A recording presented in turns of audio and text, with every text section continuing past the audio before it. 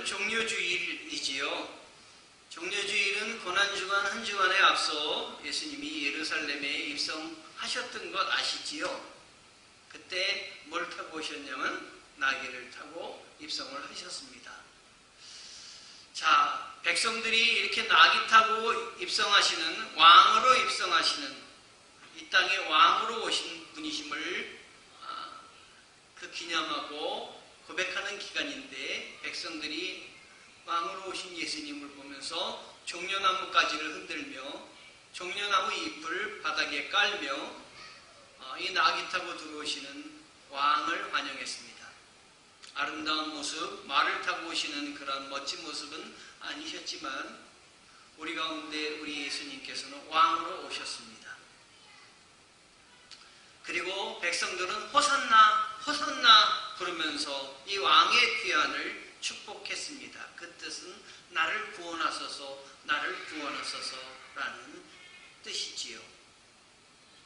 우리 성도님들도 우리 마음속에 나를 구원해달라고 하는, 나의 지금 상황과 환경에서 나를 극복시키고 또 이 모든 일들에서 벗어나게 해달라는 그런 기도 제목들이 하나쯤 있으실 줄 압니다. 이 시간 마음속으로 호산나, 호산나 주님 앞에 외치시며 주님 나를 구원하여 주시옵소서, 나는 주님을 믿습니다 고백하시기를 바랍니다. 서로막 교회에서는 이 기간을 고난주일의 바로 앞에 있다 해서 다음에 고난주간이 시작된다 해서 고난의 주일이다 이렇게 명명을 했는데 이것도 틀린 것은 아니라고 생각을 합니다. 자, 이렇게 종려나무를 흔들면서 외쳤고 구원을 향해서 그들은 주님을 부르짖으며 모셨습니다. 자, 오늘부터 이렇게 해서 선한 싸움이 시작이 됩니다. 한 주간의 고난주간이 시작됩니다. 이 고난주간은 가만히 생각을 해보면은 죽으려는 자 누굽니까? 예수님이십니다. 죽어야만 되는 자 예수님이십니다. 사명이십니다. 그러나 그걸 모르고 예수님의 뜻과 그 예수님이 목적을 모르고 다만 죽이려고 하는 자, 자기의 이익을 위해서 죽이려고 하는 종교 지도자와 사단들의 어떻게 보면 싸움입니다. 그 싸움은 예수님과 예수님을 배반한 가룟 유다의 예수님 앞에 와서 그 작별의 키스로부터 시작됩니다. 그러나 여러분, 하나님의 이름으로 하는 모든 싸움과 영적 전투에는 하나님께서 도우신다는 사실을 기억하셔야 합니다. 왜냐? 우리는 하나님의 은혜로 부름받은 사람들이기 때문입니다. 내 믿음의 시작은 내가 시작한 것이 아니라 하나님이 시작하셨기 때문에 믿는 자들을 돌보시고 하나님께서는 끝까지 책임져 주신다. 여러분, 이거 잊지 마시기 바랍니다.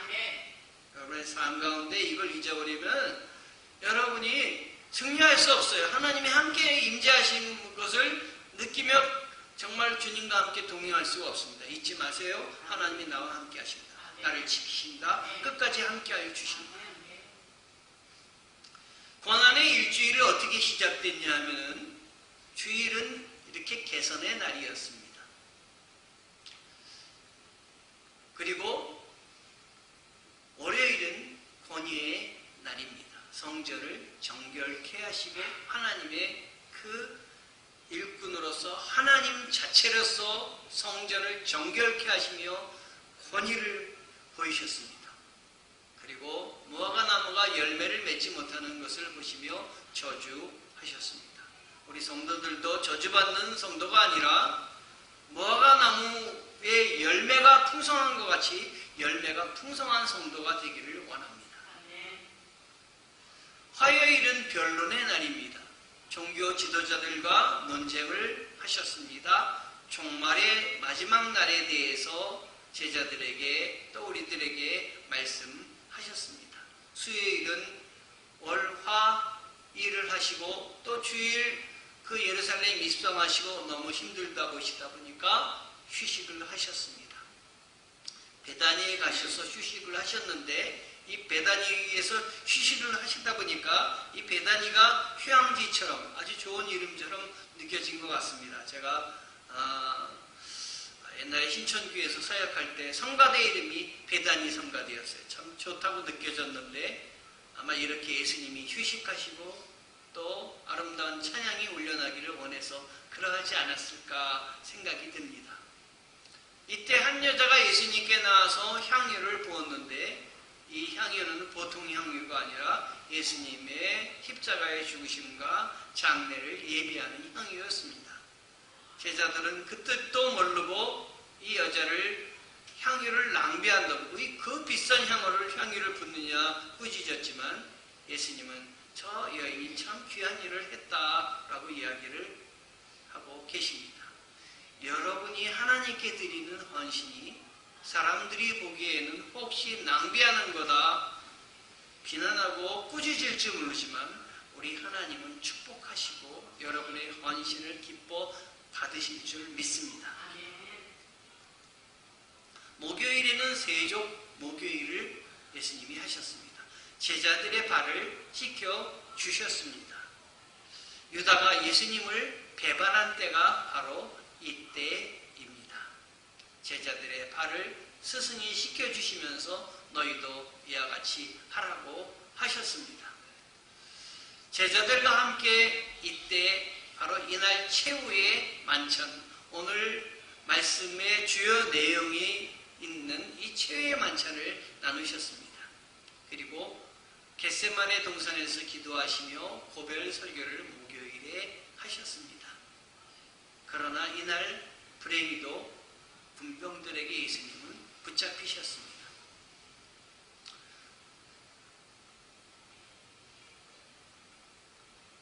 금요일에 예수님이 고난과 그 죽음을 당하신 날입니다. 공회 앞에서 예수님은 정말 억울하게도 세상에 변론도 제대로 못하시고 오히려 예수님은 묵묵히 감당하시고자 결심하셨는데 신문을 받으셨습니다. 빌라도에게 재판을 받고 또 서형 선고까지 당하셨습니다. 그리고 마침내 십자가에 달리시게 되셨습니다. 토요일은 정말 슬픔의 날입니다. 예수님이 십자가에 달려 돌아가셔서 무덤에 갇히시고 계신 날이기 때문입니다.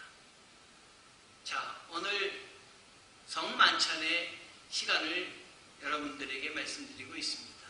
예수님이 제자들과 함께 이렇게 만찬의 시간을 가진 사진인데 바로 화가 레오나르도 다빈치가 이렇게 그림을 그렸습니다. 자, 이 그림을 보고 우리나라의 운보 김기창 화백도 그림을 그렸는데 한복을 입으신 예수님이 이 그림 안에 있습니다.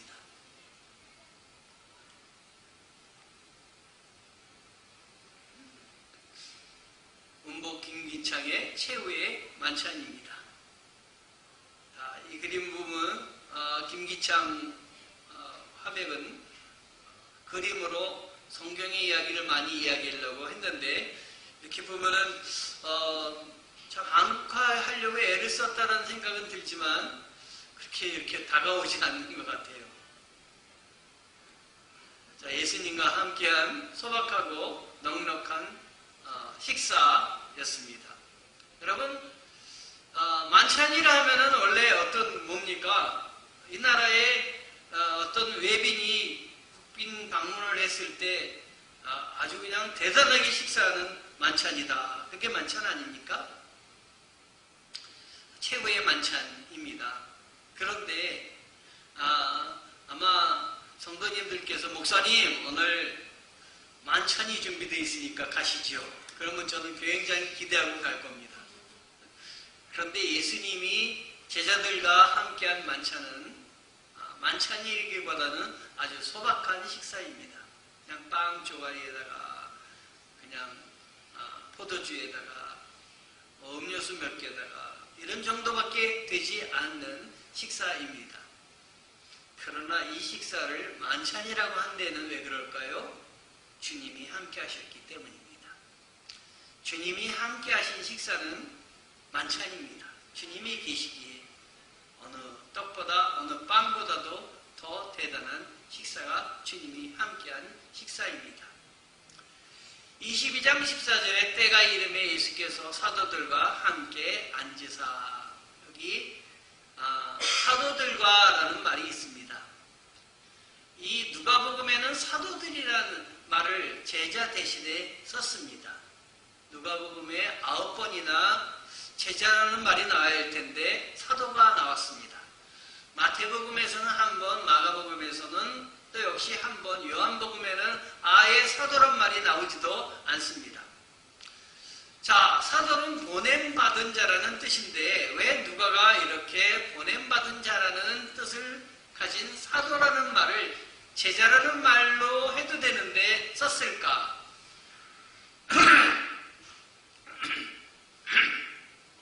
여러 가지 이유가 있지만 제자는 당시 예수님의 제자가 12명뿐만 아니라 광의적으로 많이 있었다고 합니다. 사도는 단 12명, 예수님과 직접 대하고 예수님이 함께 하셨던 사람, 예수님이 직접 보내심을 한 사람, 이 사람만을 사도라고 하셔서 이 누가는 이걸 더 강조하기 위해서 제자라는 말 대신 사도라는 말을 썼다. 게다가 누가는 바로 누가복음도 썼고 또 뭘 썼냐면 사도행전도 썼거든요. 누가가. 그러니까 누가가 제자들에게도 사도란 이름을 썼지만 바울에게도 사도란 이름을 썼거든요. 사도 바울이다. 하나님이 직접 보내신 사람들이다. 라는 말을 사용한 것입니다. 여러분, 우리도 사도까지는 안 되지만 주님께 직접 보내심을 받은 사람들이 되기를 원합니다. 그래서 이 성만찬은 사도로 지금 보냄을 받는 그 거룩한 예식이에요. 그래서 누가는 제자들 대신 사도라는 이름으로 더 이야기하기를 원했고 강조했던 것입니다. 파송식이다. 지금까지 제자들을 훈련시켰는데 그 제자들을 막판에 가서 이제는 파송한다 하는 파송식이 바로 식사자리였다. 비록 조촐한 식사자리였지만 그 식사자리는 다시 결심을 가지고 그들의 각오를 가진 놀라운 시간이었다 하는 것입니다. 우리들의 예배가 그랬으면 좋겠습니다. 우리들의 이 예배가 우리들이 한 주간 살다가 와가지고 주님 앞에 와서 다시 결단, 그리고 각오를 세우게 하고, 주님, 내가 이제 믿음으로 세상에 나갑니다. 나를 도와주시고 나와 함께하여 주시옵소서 라는 거룩한 시간, 놀라운 시간이 되기를 원합니다. 저희 아들 훈련할 때 훈련 마치고 나서 연병장에서 모여서 열병식을 하더라고요. 그 별거 아닌 것 같지만 그 열병식을 위해서 훈련을 하는 거예요. 그 시간만을 위해서 열심히 모이고 기도하고 감당하는 거예요. 바로 그 시간이 거룩한 시간인데 그 거룩한 시간에 주님이 성만찬을 하셨다. 그 성만찬은 보통 성만찬이 아니라 앞으로 너희들이 이렇게 해라. 너희들이 앞으로 나아갈 때 내가 너희들과 함께 하는데 그 표가 이 성만찬이다. 성만찬의 의미를 부여하여 주신 것이에요. 그러니까 오늘 이 성만찬, 목요일에 있었던 예수님이 제자들과 함께 나눴던 성만찬은 우리가 깊이 생각하고 잘 간직해야 될 주님의 명령입니다. 오늘 이 말씀을 여러분들에게 드리는 것입니다. 하나님의 일꾼으로 결단하는 자리가 성만찬의 자리였으니까 오늘 이 말씀을 들으면서 여러분들도 마음속으로 주님 앞에 결단하시는 성도 되시기를 바랍니다. 누가복음 22장 15절에 이르시되 내가 고난을 받기 전에 너희와 함께 이 유월절 먹기를 원하였노라. 저는 이 부분 말씀을 읽으면서 조금 혼란스러웠어요. 유월절 식사를 먹는 것이 아니라 유월절 먹기를 원하였노라. 그래서 좀 혼돈스럽고 그렇다가 학자들의 견해와 말씀들을 찾아가 보면서 이해를 했어요.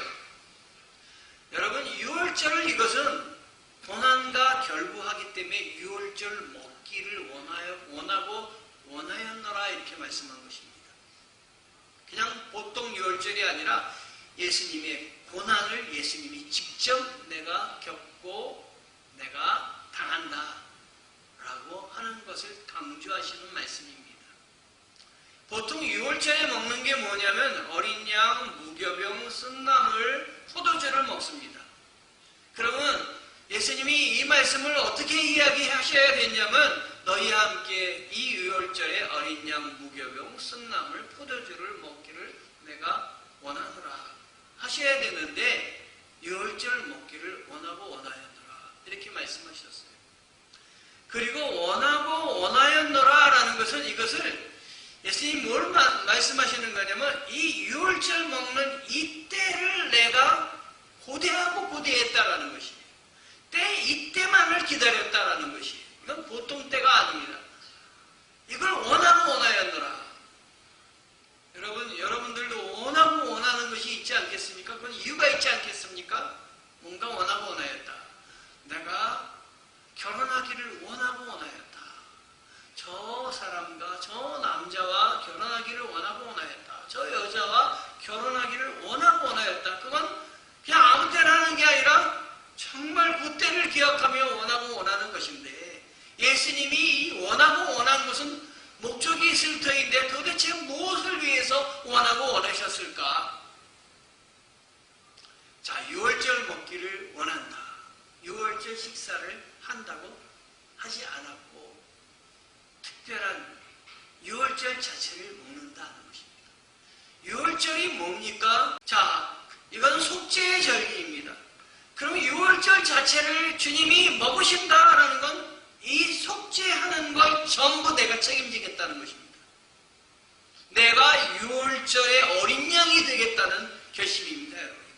이건 보통 결심이 아닌 것입니다. 내가 유월절의 어린 양이 되겠다. 이제 내가 유월절 자체를 먹음으로 내가 속죄를 해서 이 짐승을 통해서 이제 제사 지내는 건 없어지고 나를 통해서 하나님께 직방으로 나아가게 해주겠다라고 하시는 선언이며 내가 이걸 원하고 이것 때문에 원하였느니라 내가 이때를 기다렸느니라 난 이때를 피하지 않겠노라 주님이 말씀하시는 것입니다. 놀라운 일이 아닐 수가 없습니다. 예수님이 이렇게 간절히 원하셨기 때문에 이 일들을 혼자서 해나가시지만 앞으로 이 일을 전달하셔야 되지 않겠습니까? 제자들을 이 일을 그들의 그 마음에 담게 해주셔서 제자들로 하여금 내 대신에 이 일을 감당하게 해야 되시지 않겠습니까? 그래서 예수님은 아주 비밀스럽게 다른 사람들이 올 수 없는 장소를 마련하시고 마가의 다락방이라는 곳에서 사랑하는 제자들에게 말씀을 주시면서 이 성만찬의 뜻을 이야기하시려고 애를 썼던 것입니다. 여러분, 저도 하나님의 일을 감당하기 위해서 여기 계신 우리 성도들을 개인적으로 깊숙이 얘기하며 계속해서 하나님의 일들을 가지고 말씀을 전하며 그러려고 애를 쓰고 있습니다. 우리 주님이 하신 말씀입니다.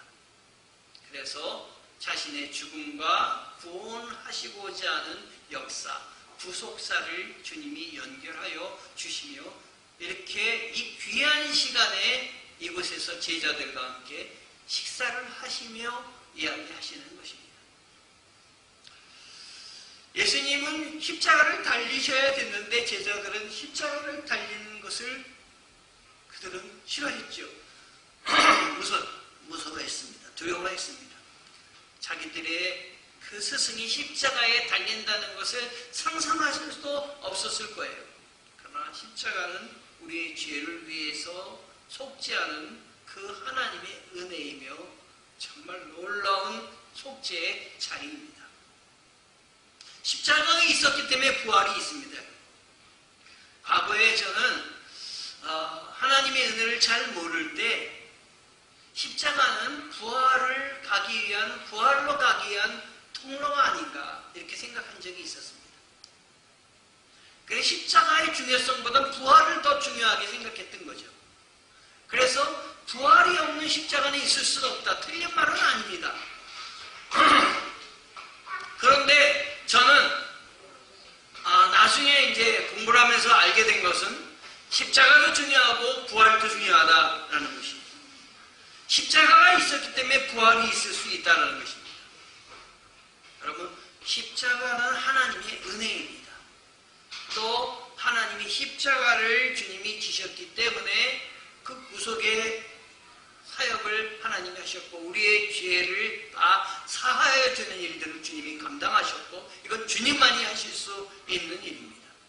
그리고 부활하셔서 우리들에게 새 생명 하나님의 나라로 갈 수 있는 길을 주님이 열어주신 것입니다. 십자가와 부활 각각 다 중요하다는 사실을 여러분 기억하셔야 됩니다. 이 주님이 지신 십자가를 기념하는 것이 그 뜻을 기념하는 것이 성만찬입니다. 22장 16절에 내가 너에게 이르노니 이 유월절이 하나님 나라에서 이루기까지 다시 먹지 아니하리라 하시고, 자, 유월절의 뜻을 다 이루시기까지 주님이 내가 이 유월절 이 음식을 먹지 않으시겠다라는 말씀입니다. 이 말씀은 내가 지금 이 이루고자 하는 일을 반드시 이루리라 라는 말씀입니다.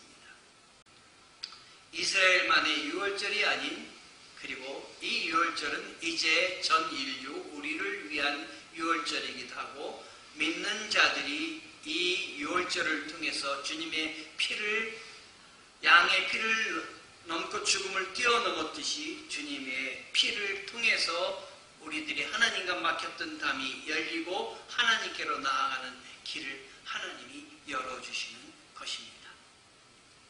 누가복음 22장 17절에 이에 잔을 받으사 감사 기도하시고 이르시되 이것을 갖다가 너희끼리 나누라 말씀을 하셨습니다. 잔을 받으시고 감사 기도를 하시고 너희끼리 나누라. 성만찬의 모습인데 요즘 우리는 분장할 때 분병위원, 분잔위원을 갖습니다. 그런데 성경에서 예수님이 말씀하시는 이 성만찬의 이 모델은 예수님이 뛰셔서 또 잔을 나누셔서 옆 사람끼리 이렇게 둘러가며 나누는 것입니다. 그래서 서양의 특히 이제 미국의 교회에 가서 예배를 드리다 보면 성만찬을 하는데, 성만찬을 할 때 우리처럼 분병위원이 있는 것도 있겠지만 그렇지 않고 성경의 모델을 가지고 그대로 분병하는 경우가 많습니다. 그래서 빵도 큰 빵 가지고 앞에 제일 첫 사람이 목사가 뛴다면은 그 다음 사람이 가면서 이렇게 뛰는 거예요. 그리고 포도주도 잔도 요만한 잔이 아니라 이만한 잔에다가 포도주를 담아가지고 앞에 사람이 먹으면은 뒤에 사람도 뭐 이렇게 돌아가면서 그 잔을 너희끼리 나누라 하는 모습입니다. 왜 이렇게 했을까? 왜 이렇게 했을까? 예수님이 먼저 마시고 이렇게 나눠주셨는데 왜 이렇게 하셨을까? 여러분, 빵을 먹으면은 우리 몸에서 빵 따로 우리 몸 따로 되는 게 아니라 빵이 들어가면 사르르 녹아가지고 우리 몸에 그 양분이 되고 살이 됩니다. 마찬가지로 예수님이 나누시는 그 빵은 그냥 빵이 아니라 예수님의 살을 나눈 피 흘려 몸 찢겨 우리를 위해서 고난당하신 것을 나누어 주시는 것입니다.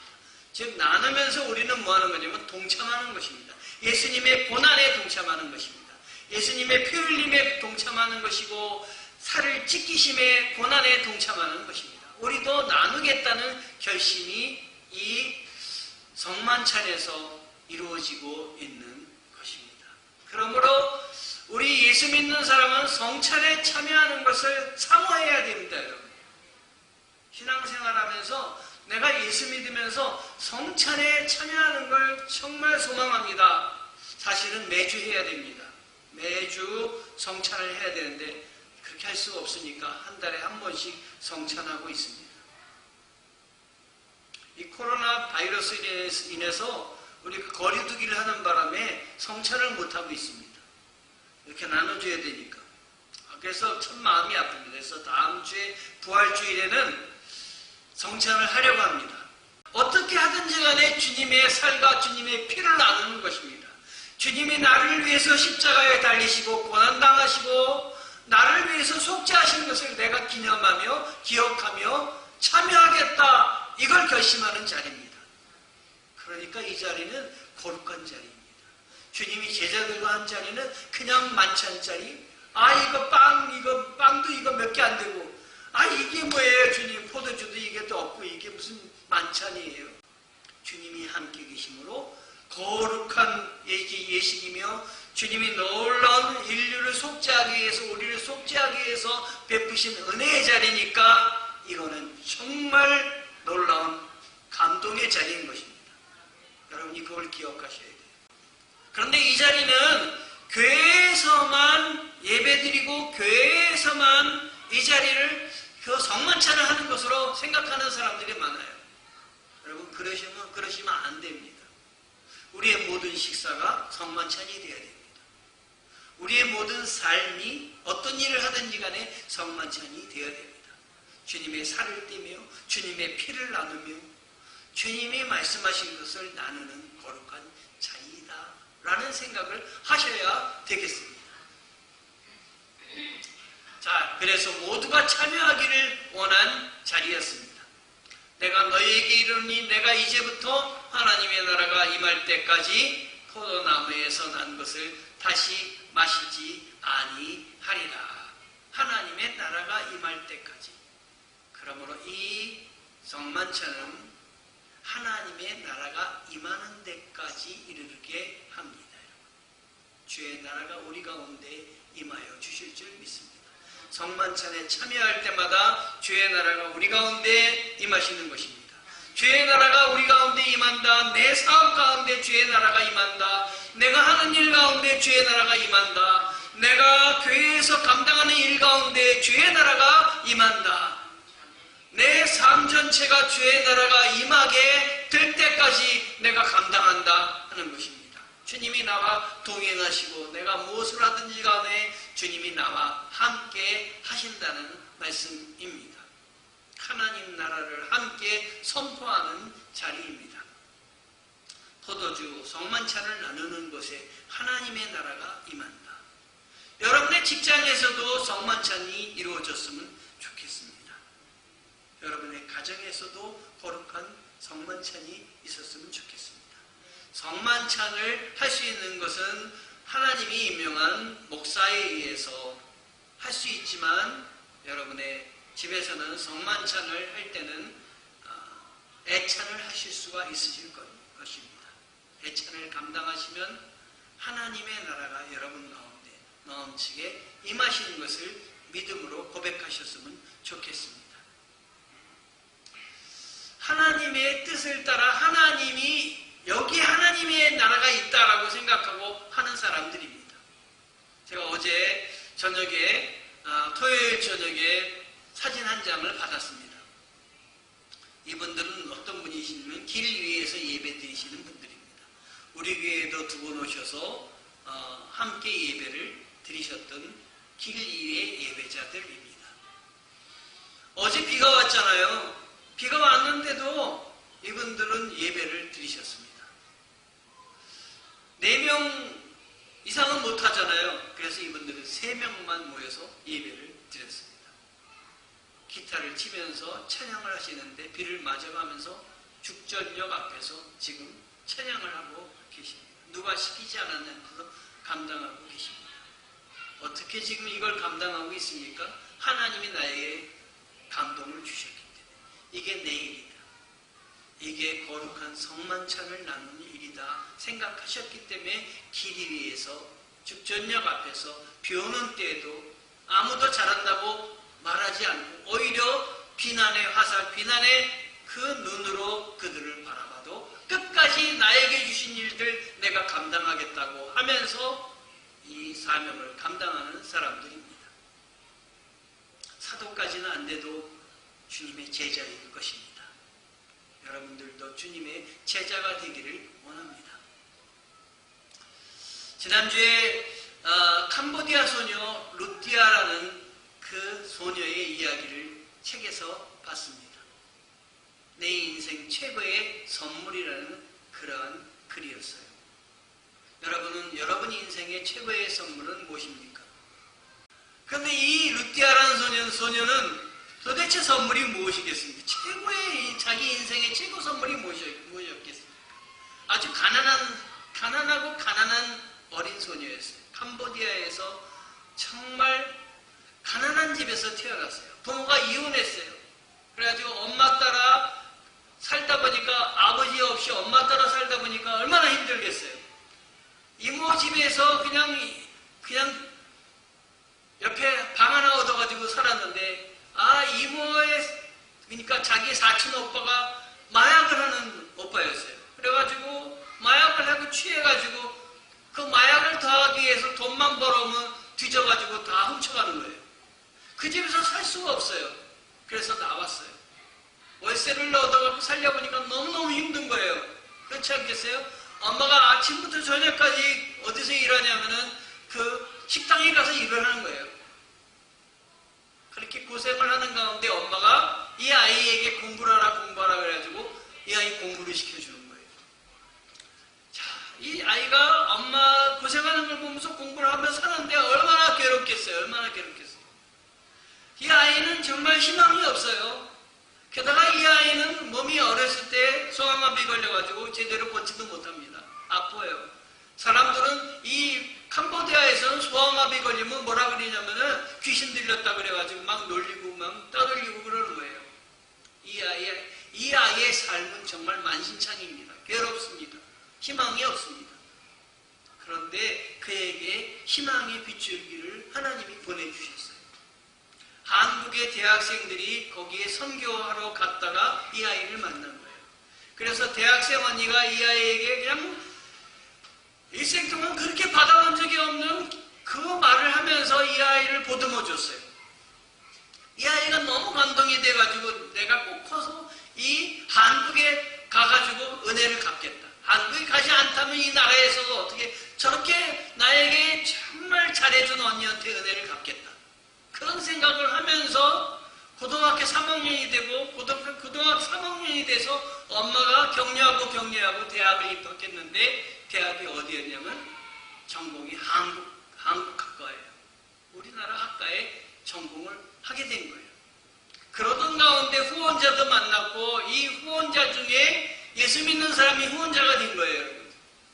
여러분 예수 믿는 사람이 이런 일을 해야 됩니다. 여러분이 이런 일을 하셔야 돼요. 남이 안 하는 일 우리 교회가 할 일입니다. 여러분 가난하고 외롭고 힘들고 소외된 사람들을 돌보는 강동수정교회 끝까지 가는 교회 그 교회가 되어야 됩니다. 여러분 이게 주님이 우리를 위해서 피를 흘리시고 썩만찬을 하신 뜻을 실천하는 길입니다. 여러분 그래서 이 아이가 이 분에게 후원을 받아서 한국 유학까지 오게 됐어요. 어떻게 연결돼서 우리나라 국비장학생에 선발이 됐어요. 한국에 오게 됐습니다. 그런데 그 와중에 이 아이가 그렇게 희망을 갖게 된 게 뭔지 아세요? 하나님의 말씀이에요. 그 사람이 와가지고 얘한테 하나님의 말씀을 전해주고 큐티를 하게 했는데 그 말씀을 붙잡는 순간 자기 일생인 거예요. 자기 삶인 거예요. 건강은 나오지만 내게 있는 건 내게 주니 곧 나사렛 예수의 이름으로 명하노니 일어나 걸어라. 이 말씀이었어요. 이 말씀을 듣는 순간 그의 삶이 변했어요. 내가 이렇게 걷지도 못하고 그러나 건강은 나왔지만 나 돈 하나도 없지만 나사렛 예수의 이름으로 명하노니 일어나 걸어라. 주님 붙들고 걸어야 되겠다. 그래서 주님 붙들고 한국까지 온 거예요. 주님 붙들고 이렇게 살게 된 것이에요. 누가 이 사람에게 이 어린 소녀에게 내 인생의 최고의 선물이 뭐냐? 난 다 없어도 예수 그리스도를 아는 것, 예수님의 자녀가 된 것, 이게 내 인생의 최고의 선물입니다. 고백을 하는 거예요. 여러분 이 고백이 얼마나 감동이 됩니까? 여러분에게 지금 뭐가 필요합니까? 물질이 필요합니까? 돈이 필요합니까? 더 많은 것이 필요합니까? 내 인생의 최고의 선물은 주님입니다. 라는 고백이 여러분에게 나오기를 원합니다. 우리 주님이 십자가에 달리시면서 너무 얼마나 고통을 당하셨습니까? 왜 나를 버리셨나이까까지 주님 앞에 인간의 입장에서 볼 때 그렇게 이야기하지 않으셨습니까? 그 고통 가운데 몸부림치지 않으셨습니까? 왜 그렇게 몸부림치셨습니까? 바로 우리를 구원하여 주시기 위해서, 우리를 하나님 나라에까지 이끌기 위해서 그렇게 하시지 않으셨습니까? 이 땅에서 성만찬하는 게 이 땅에서 성만찬하는 걸로 끝나지 않고 오늘 말씀에 하늘에까지 이어진다고 하지 않으셨습니까? 믿음으로 여러분 주님 붙드시고 주님 앞에 충성을 다하시고 이 종려주일에 과연 나는 얼마나 주님을 생각하며 얼마나 찬양하고 있으며 얼마나 주님께서 원하시는 일을 걸어가고 있는지 돌아보시는 종려주일 되기를 원합니다. 우리 교회도 또한 돌아볼 것입니다. 얼마나 주님이 기뻐하시는 길로 걸어가는 교회인지, 하나님만이 기뻐하시는 길로 걸어가는, 세상 평가받지 않고 하나님께 정말 축복받는 교회 될 수 있도록 하나님 우리 교회가 자리매김하며 서게 도와주시옵소서. 우리 성도들 그런 성도들로 채워주시옵소서. 감당하며 기도하며 종료주의를 보내기를 원합니다. 기도하시겠습니다.